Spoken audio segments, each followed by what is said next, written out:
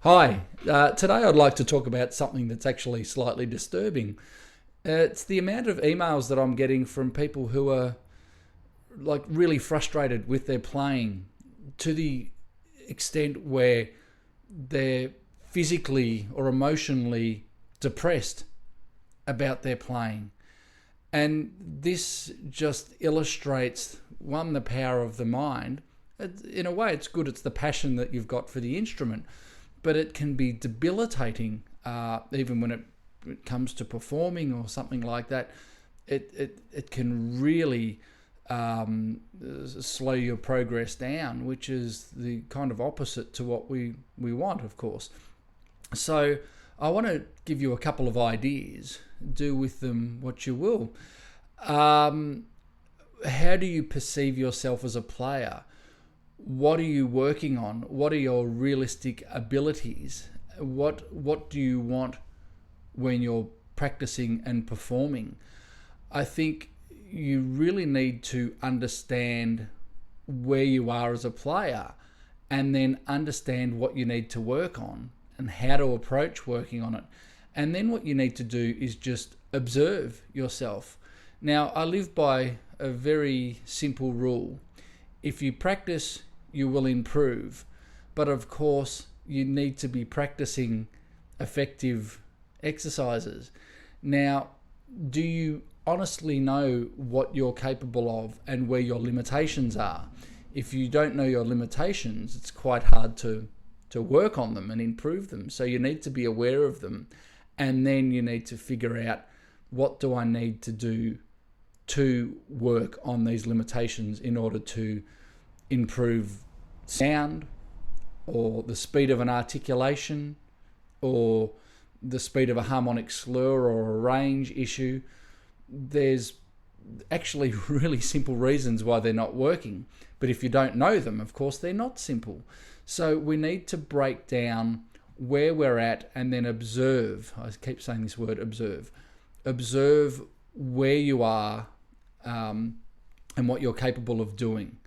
And then if you approach any practice routine or any performance as an observer, then you're sitting back and watching yourself just like anybody else is, except you should do it with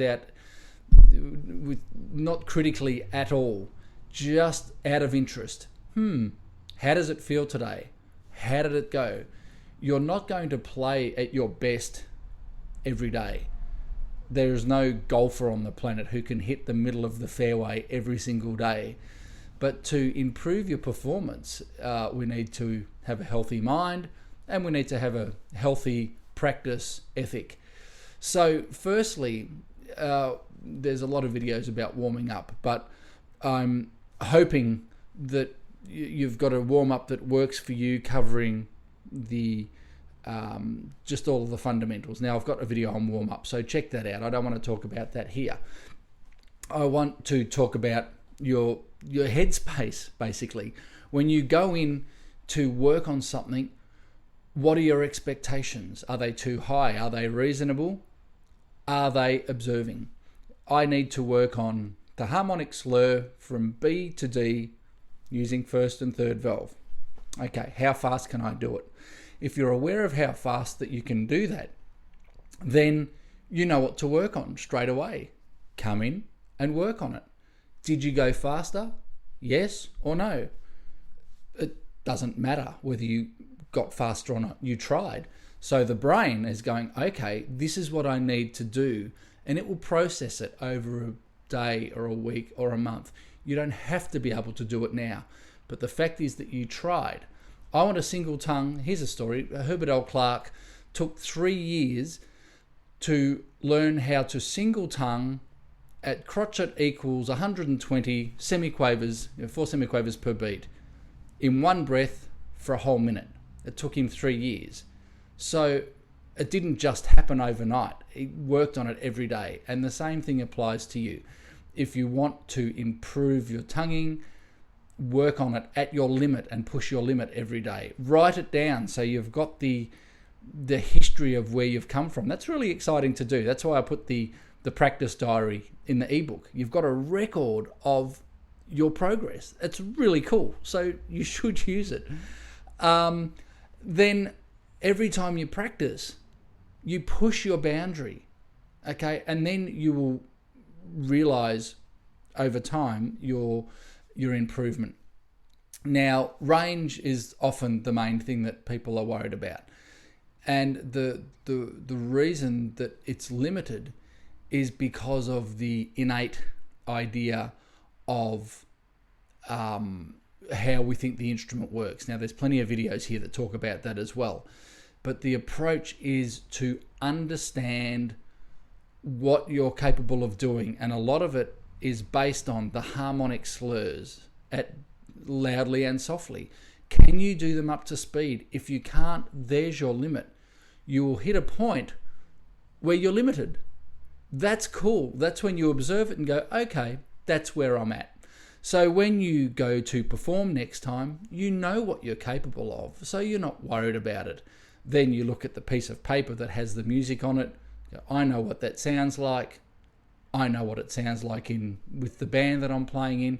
Let's just put that sound there. And then how does it go on the day? It might go really well. It might not go really well. Somewhere in between. You can't expect every day to be your best day. That's not realistic.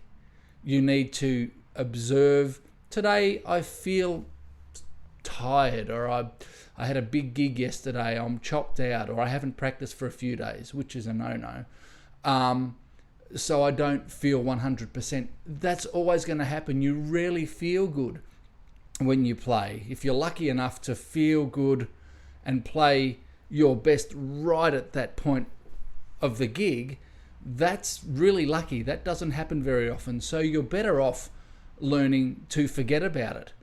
My personal experience that got me through this was playing with Herbie Hancock, would you believe, with the Queensland Symphony Orchestra. I was at my lowest that I could have been at that time as far as the way I felt about my playing. Yet here I am playing Maiden Voyage with Herbie Hancock, and he's playing unbelievable music, and Vinnie Colaiuta playing drums, and Nathan East playing bass. And I'm looking at them going, they're not concerned if they're having a good day or a bad day, they're just playing music. What am I worried about? Sit there and play. No one cares whether you feel good or feel bad. And I observe that and go, okay, today's not a good day, but you get the job done and you move forward. So I've learned from that experience to not have expectation and go in, prepare well, of course, practice well, push your limits, but don't have expectations. And when you get to the gig, just observe. Then you'll be happier and healthier in your playing, and you'll progress faster because you won't waste time sitting around going, what do I need to work on? Why am I working on this? It doesn't feel good. All the things that the mind can feed you, just ignore. You know what you need to work on. You feel confident. Everything will be fine. So please, put that into practice if you're feeling a little bit down about your playing, and you'll find that a real healthy attitude towards practice and playing will provide really good benefits for you.